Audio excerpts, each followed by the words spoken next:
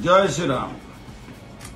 আসুন কালকে কন্যা সুরক্ষা যাত্রা। বাংলায় তো কন্যা অসুরক্ষিত আছে।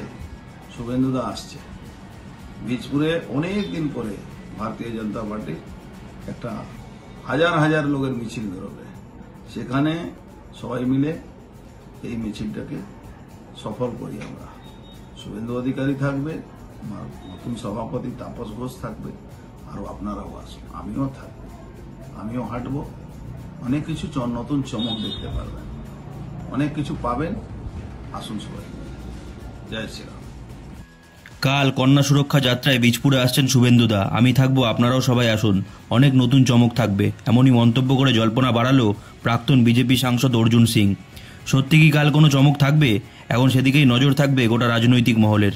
অন্যদিকে এই কর্মসূচির কথা নিজের ফেসবুক অ্যাকাউন্টে পোস্ট করে জানিয়েছেন বিরোধী দলনেতা শুভেন্দু অধিকারীও।